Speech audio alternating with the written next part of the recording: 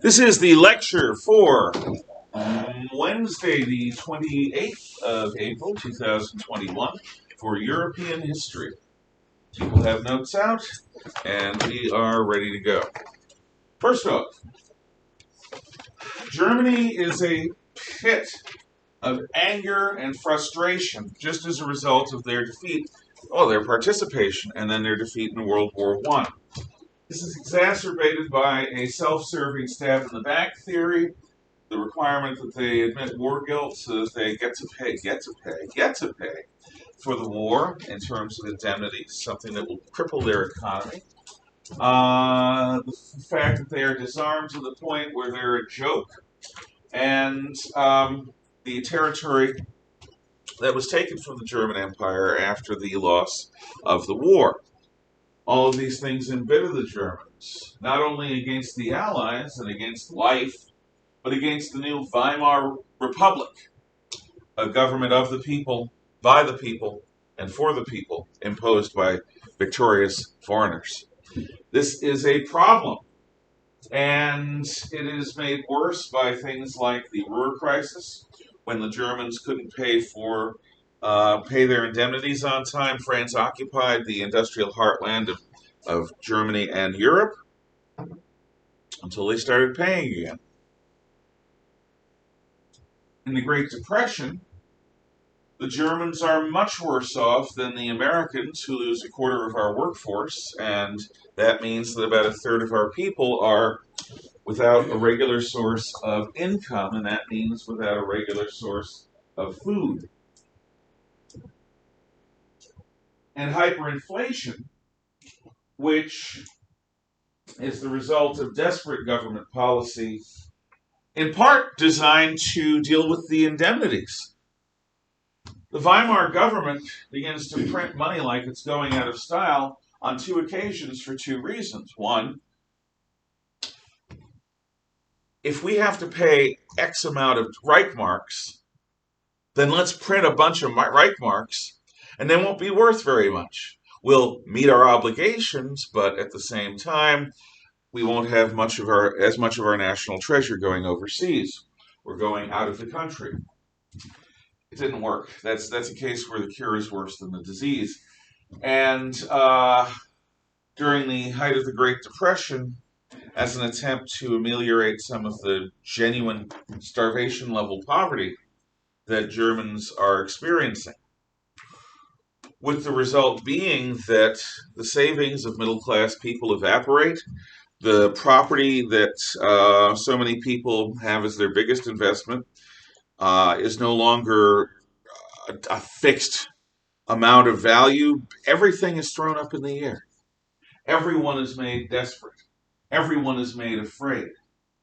And when you have a population where everyone is made desperate and everyone is made afraid, human stampedes occur. We can stampede just like cattle. It's not pretty, and we almost never come up with a better idea when we're panicked. This is a secret for life. If you have to make decisions immediately in the midst of a crisis, do your best. Indecision is worse than making a wrong decision. However, if at all possible, both in terms of your relationships with other people and life choices for the future, if you can possibly avoid making decisions when your heart is going and wait until you're clear-headed, until adrenaline is not surging through your system, until you've slept on it, you might make a better choice. A better choice isn't necessarily the more conservative one. A better choice might be to do something very dramatic and very risky. But if you make that decision with a cool head, you'll probably regret it less. So Germany is in serious shape. And during the Great Depression, its government system is going to become less and less stable, to the point where from 1929 to 1933, there are election after election after election after election, because they employ a parliamentary system of government. a mixed parliamentary system form of government. The president of Germany calls for elections, and based on the elections, names a cabinet. And that cabinet includes a prime minister, and it includes ministers for war, the navy, the interior, and so forth. And because of the instability caused by all of this resentment and the depression, no government seems to be able to get a hold and get a grip. So instead of a government learning, which all governments need to do, which all administrations need to do, you need a honeymoon period and you need a period of learning. Instead, just as a government is beginning to figure things out, there's a new election. And in these elections, the extremes, the red shirts, that's the Communist Party of Germany, and the brown shirts, that's the National Socialist Party, are going to benefit. So we're going to go back in time a little bit. Adolf Hitler, like Napoleon, like Stalin, is not from the country that he ends up being famous for ruling. Napoleon, as you recall, was Corsican, not French. Corsica was a colony of France, it still is. Although it's considered to be a department of the French Republic, it's still got a lot of Italian culture in it, even now. Joe Stalin, as you may remember, was not Russian. He was Georgian. Georgia is an Asiatic country in the western Caucasus Mountains facing the Black Sea. It's an independent country now. But throughout most of its recent history, it was part of the Russian Empire. Stalin was never considered to be one of us in terms of being Russian. He transcended all of that when he became the Bush, the boss. And Hitler wasn't precisely German. I guess I will turn the heat up a little bit. Several people seem cold. Hitler was Austrian. Now, Austrians are culturally German. But just like there's a difference in attitude and in accent, if you come from a region like, say, the American South, like Alabama or Tennessee or Mississippi, there is a difference between Austrian Germans, Bavarians and Southern Germans, and Northern Germans and Prussians. And these regional differences are reflected in accent as well as in cultural outlook. So Hitler is not from Germany. He was from Linz, Austria. His father was an official, minor government official, I think in the post office or in the customs. And Hitler's mother was doting. His father tended to be a strict taskmaster. His mother tended to be incapable of protecting him, Hitler, from his father. Now, there are legends that Hitler's grandmother worked as a cleaning woman for Dr. Schicklgruber, who was a Jew. And so, during the time when Hitler was the ruler of Germany, and during World War II, people would occasionally refer to him as Herr Schicklgruber, making fun of him, saying that the world's most prominent anti-Semite was in fact himself a quarter Jewish, and by German law that makes him a Jew. In that his grandmother, who worked for Schicklgruber, slept with him and had a bastard with him. There is no reason to believe that, nor is there any reason to believe the stories that Hitler only had one ball, which they made a song about. If you've ever seen the movie The Bridge on the River Kwai, you've heard this tune.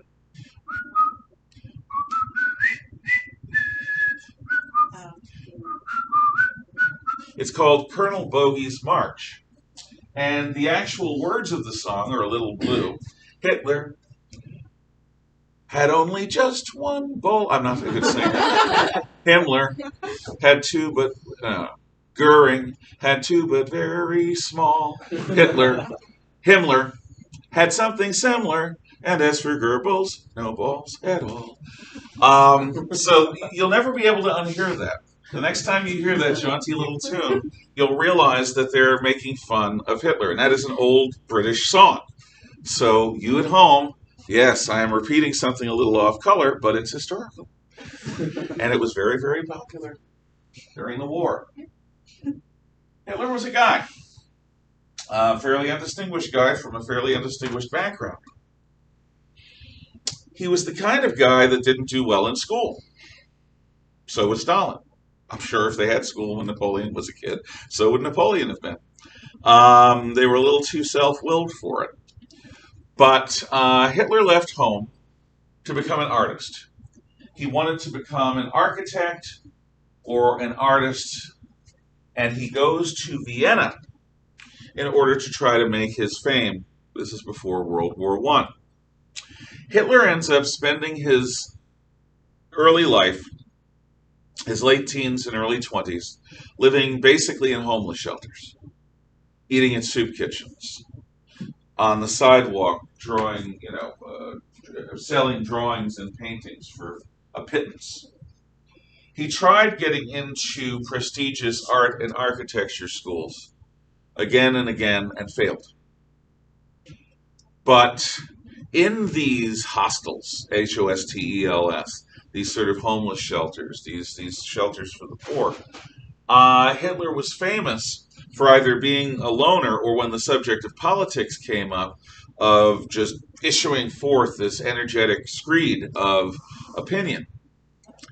He became a devotee of a Russian mystic called Madame Blavatsky, who came up with a theory of racial evolution that argued that the Aryan race, which includes everyone from Pakistan to throughout Northern Europe, was a race apart and in some ways had connections to the lost continent of Atlantis and were superior to other races. And there was a bunch of hyper-patriotic literature that comes out of this time. And even though Hitler didn't have much money, he was a subscriber to these magazines that told stories about the proto-Germans back before they were corrupted by the Romans and before the Jews got their claws into them, and so on and so forth. So he's trying and trying and trying to be an artist, and it's not working. Now, the kind of art that Hitler produced was not portraiture. He seemed fairly uninterested in people. What he was interested in was design, urban design, designing buildings, architecture, but also designing the space between buildings. In other words, designing cityscapes. Hitler, for fun, loved nothing more than imagining a city. He would have been a real fanatic about the game Sim City, which, if you're familiar with video games, is an old video game where you get to build cities. That's what he loved to do. And if you ever look up art by Adolf Hitler, you'll see a lot of it is these sort of empty cityscapes where you see buildings and bridges and roadways. That was his thing, as if he wanted to plan for the flow. And when you're planning cities, you always have to plan for the flow of humanity. How are they going to move? What are they going to see when they're here? What's their eye going to be drawn to? It's actually an interesting little micro world of art and architecture. But it appealed to the control freak in Hitler, a man who had no control in his life. He eventually found that Vienna was too corrupt. It was, in his words, a den of Jews and soft businessmen. And so he left Vienna, the capital of Austro-Hungary, the Austro-Hungarian Empire, and went to Munich, which is the capital of the South German state of Bavaria, where they have Oktoberfest. And he liked Munich a lot better. He didn't get more jobs as an artist, but he was surviving at the lowest rung of society because Bavaria was German. It was a German city. There were not these other foreigners involved because Germany wasn't Austria-Hungary. Yeah. I don't know if this is right, but I remember learning that there was speculation that he burnt down this, or he had men burn down a building that. We're going to talk about that. Yes, that's true. That is very true, and it's actually a key moment when Hitler comes to power. The building was called the Reichstag. It was the German Parliament. We'll get to that when he becomes prime minister or chancellor. But excellent. Now, Hitler got a medical deferment from being drafted into the Austro-Hungarian army, which he didn't want to be a part of. He did not want to be serving besides lesser races. And when World War I was declared, there's a famous picture, which I'll show you later, of a crowd street scene in Munich cheering the news of war. And Adolf is there in the picture. Yeah. Thrilled. Hitler appealed to the Bavarian government, even though it was against the law as an Austrian citizen, to join the Bavarian army that was fighting as part of the German army. And it was actually a paperwork error that allowed Hitler to become part of the Reichswehr, the Reich, whatever the Imperial German Army was called. It wasn't, well, maybe it was the Reichswehr. Never mind, I'm getting caught up in minutia.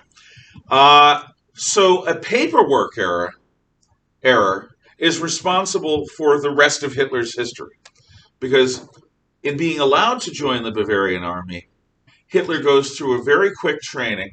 Remember, the war starts in August. And by October, Hitler is fighting at Ypres in a major battle against the British.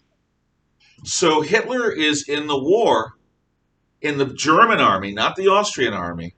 And he is fighting in major battles right away. In his early years, or early months, he wins the Iron Cross Second Class, which is like their version of the Bronze Star. It is a major award, a medal for valor in the battlefield. He is then discovered by a Jewish officer who reassigns him to courier duty. So he's no longer going to be a line infantryman responsible for fighting and taking ground. He's going to be responsible, he's this little wiry guy, for moving and passing messages, because you can't trust radio in those days, and you can't really trust the telephone lines you string up, because they'll get broken by artillery or enemies, and it can be listened in on. So Hitler is going to take this job. And he does this job for the rest of the war. From late 1914, early 1915, up through 1918, he's a courier. Now, as a courier, he's actually in more danger than most combat infantrymen. If the enemy is here, a combat infantryman needs to move towards the enemy when there's attack. Hitler, during battles and between battles, is constantly exposed by having to move across the lines in front of the enemy, giving the enemy chance after chance after chance at him. Now, of course, he's not going to be stupid. No courier is. He's going to use cover and trenches wherever he can. But in the end, he is more prone, just in terms of the law of averages, to get killed than the average infantryman, at least except during a major attack. Now, of the original unit that Hitler was a part of, by the end of 1915, most of them were dead. Most of the people he joined at the beginning of the war with were dead. Hitler was a survivor. As the war wears on, and this is telling, Hitler gets a dog. He and the other couriers sort of live a little bit apart from the rest of the troops. And his love of dogs is expressed. So there's a unit dog, and there are pictures of the young Hitler with his dog. But he never rises above the rank of corporal. Now, in the military, for non-officers, the ranks go basically recruit, private, and there are usually a couple of classes of them in our army: private second class, private first class. And then right above them, you've got corporal. It is a very low rank. Corporals come in a variety of ranks too. Hitler, I think, remains the lowest form of corporal. Above them are sergeants, and so he doesn't rise in rank. What he does do, though, is later in the war, he is awarded the Iron Cross First Class. And the Iron Cross First Class is like the German version, not of the Bronze Star, which he already had, but of the Silver Star. The Silver Star is one of the highest. I think there are only one or two medals above that in terms of valor. There's the Congressional Medal of Honor, which is at the top in our system. In the German Army, I think that would be the Blue Max. And there's something else, I think, in between. But it is a very, very, very rare, coveted medal for heroism in battle. So Hitler is awarded not only the Iron Cross Second Class, but the Iron Cross First Class. So we now come to 1918 and the Kaiserschlacht, the St. Michael Offensive, the great German attack after the armies that had been in Russia for the most part moved west. And Hitler is part of this attack. He gets somewhat angry with his fellow troops for getting stopped by having food, because the German army hadn't had decent food in years. So if you'll recall, a major part of the St. Michael Offensive stops because the Germans get to Allied supply dumps and they stop and they start eating and eating and drinking and drinking and eating and drinking and eating because they haven't had decent food. And what food they've had is largely cut with sawdust. Imagine both bread and sausages mostly made of sawdust. But it's a filler. You can take a little flour and make a big piece of bread if you're willing to use sawdust. Now, sawdust doesn't nutrify. It can poison us if we eat the wrong kind. But usually it's a neutral thing. It just passes through your system. But you can tell you're eating sawdust. So in mid to late 1918, Hitler is gassed. And he doesn't get his gas mask on in time. So he's out of the war, at least for the time being. Part of his lungs are seriously damaged. And he's in battle, choking, and then he wakes up in a hospital. And he can barely breathe, coughing. It takes him months and months and months to recover. And during these months and months and months, he eventually discovers that the war is over. And Germany lost. The last time he remembered, he was fighting on enemy territory deep within Belgium or France, and now we've lost. What happened? What the hell happened? And Hitler was one of the major instigators of the stab in the back theory. He certainly latched onto that and made it his own. We couldn't have lost the war. We were too tough. I was there. I know. We were betrayed. We were betrayed by communists, by Jews, by socialists, by traitors. We were stabbed in the back. During this period, Hitler almost takes his own life, but he doesn't. Instead, he goes out into the world, a world of German poverty and German defeat and German resentment, without a job, like millions of other former soldiers. What has he been trained to do? Kill Brits and Frenchmen. That's not very marketable in peacetime. But because he is a soldier who served pretty much the entire duration of the war, because he served honorably and won the Iron Crosses that he won, he got a German version of the Purple Heart for his injuries due to gas. His contacts in the Bavarian police get him a job as a police spy. His job is to infiltrate extremist movements and report on what's going on in them to the Munich police, to the Bavarian police, to make sure that revolutionaries aren't going to take action. And the reason for this is that Bavaria, for a brief time while Hitler was injured, was a Soviet republic. It had been taken over by communists and ruled for a few months like a communist police state, independent of the rest of Germany.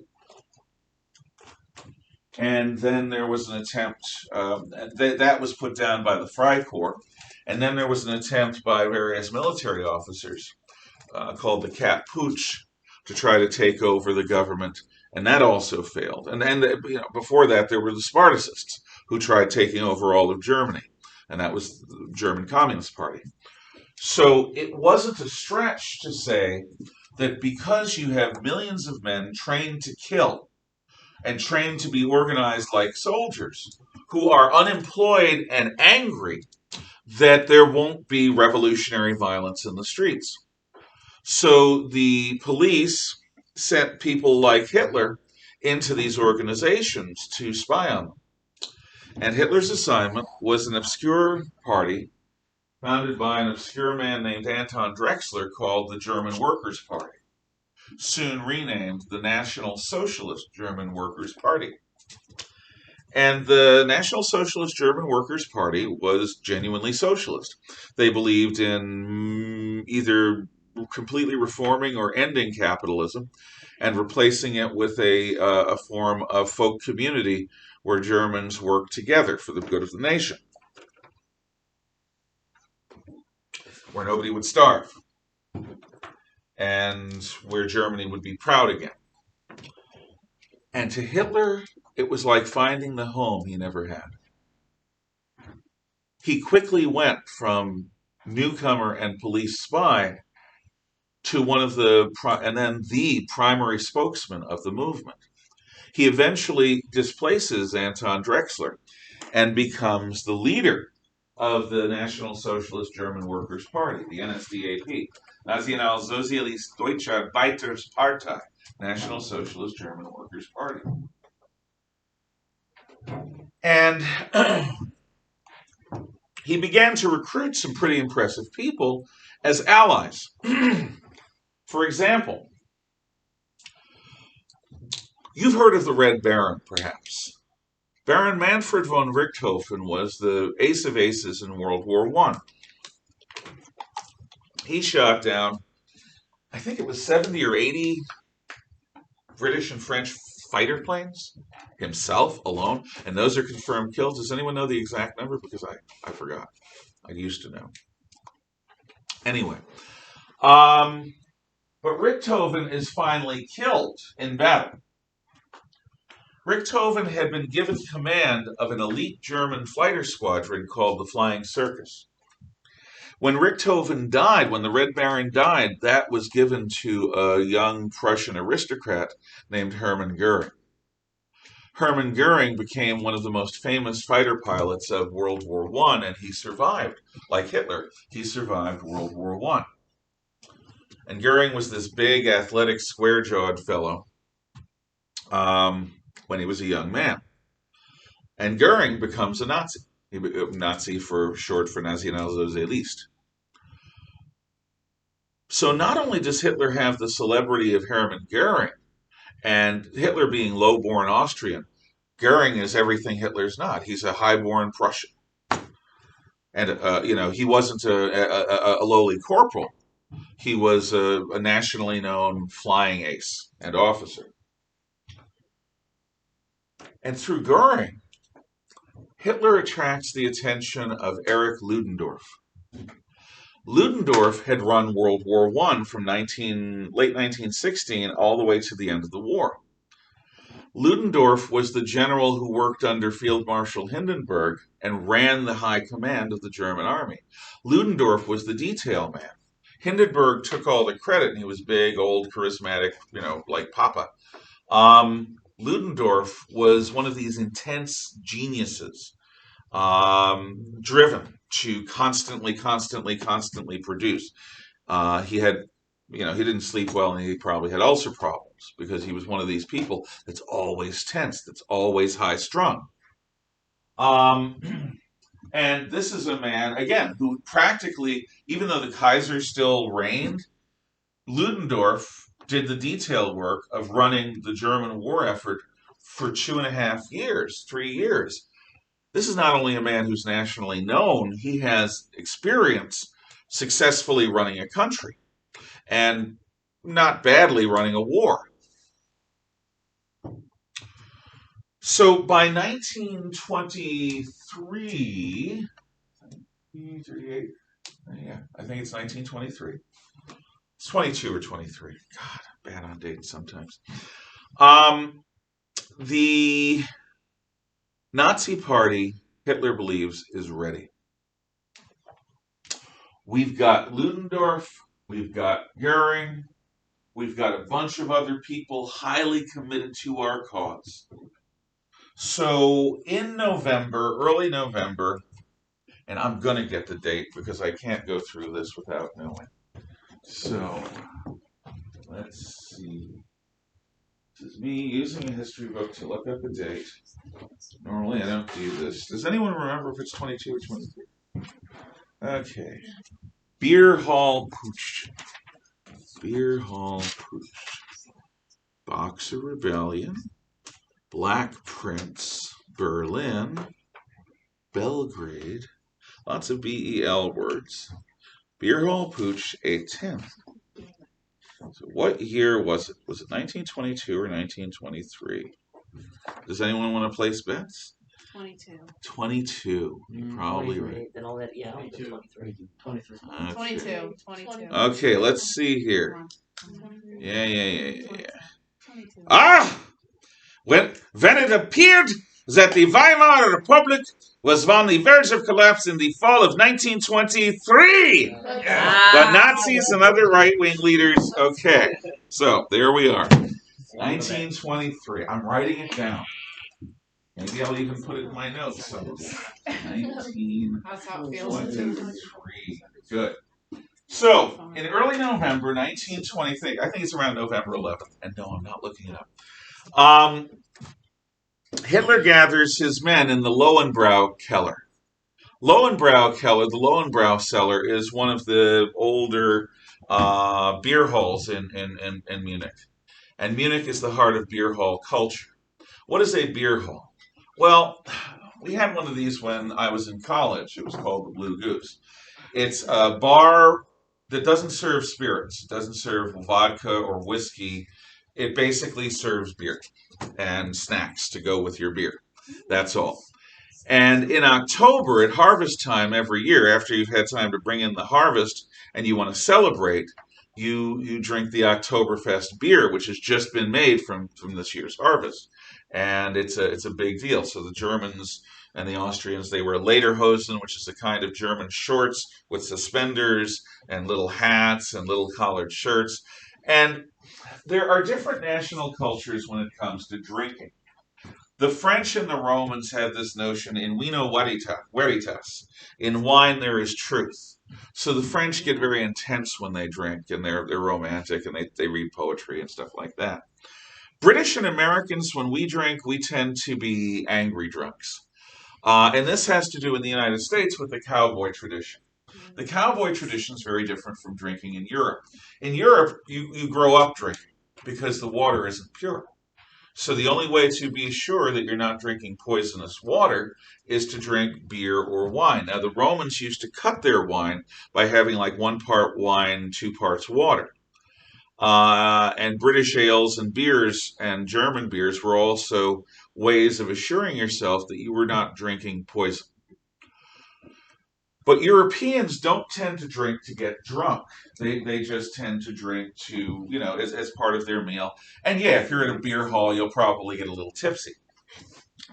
But when American cowboys do their thing, they're working on the range for months, weeks, months. They're out there. There's no luxuries. You're eating beans and bacon pretty much every night and bringing the cattle in. And then you get paid. And you get this giant amount of money in your pocket or your pouch. And you go into town. And it's time to get blotto, blasto drunk. And that, unfortunately, shapes the American drinking culture.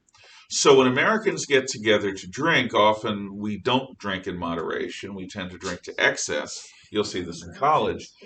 And it's not drinking to be sociable. It's drinking to get a chemical effect on your nervous system to make you... And so there you are. The Germans aren't like this. Germans, oddly and paradoxically enough, given their reputation as these militant, hardworking, control freaks, Germans are happy drunks.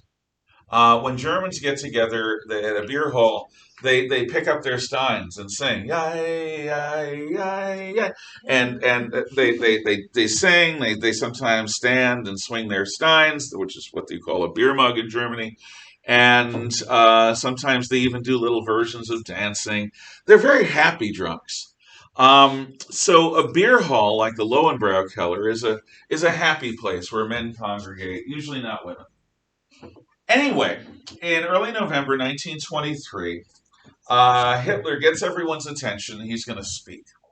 And when Hitler speaks, pretty important thing. And he basically says, to get people's attention, he shoots a pistol into the air, and the bullet, I think, is still there in the Lowenbrow Keller ceiling. I don't think they've gotten rid of it. Today is the day. Today is the day. We've been talking about revolution for years. Enough talk. The police are on our side. The army is on our side. All we have to do is show the courage and commitment. We are going to walk across town, and the police will join us, and we will seize the police station. And when we have the police station of Munich, the garrison of the army near Munich is going to join us, and we will have the government of Munich. And if we take over Munich, we take over Bavaria. And if we take over Bavaria, we can take over all of Germany. This is the moment. Let's go! And they gather and they follow Hitler out to the streets. Famously, there's Hitler, and he's wearing basically what looks like a detective hat and trench coat, very nondescript. And on one side is Hermann Goering, and on the other side is Erich Ludendorff, and the Nazis are spread out behind. And they begin to cross town. But Hitler wasn't the only police spy in the National Socialist German Workers' Party. So the police knew about it. And about halfway to the police department, they had a square that the Nazis were going to pass through, blocked off by armed police. And when the Nazis show up, the police say, "Disperse! Return to your homes. This is an illegal march." Hitler believes that the mainstream of the police are behind him. He doesn't think they'll shoot. Goering thinks, I'm recognized, I'm a national hero. They're not going to shoot. Ludendorff says, I ran the country. I'm not only nationally famous, I'm a respected German general. They're not going to shoot. So they go forward. Fire! The police shoot and keep shooting, at which point some Nazis go down and the rest melt away. Ludendorff does not melt away. Ludendorff stands there while they're shooting, daring them to shoot him, and eventually walks forward towards them and allows himself to be taken into custody. And nobody shoots Ludendorff. They're very careful to shoot around him. Hermann Goering is wounded. He ends up fleeing Germany to go to some friends, I think in Austria, maybe in Switzerland. And he's going to have pain from the wound he got during the beer hall Putsch for the rest of his life. This is when Hermann Goering discovers painkiller medication.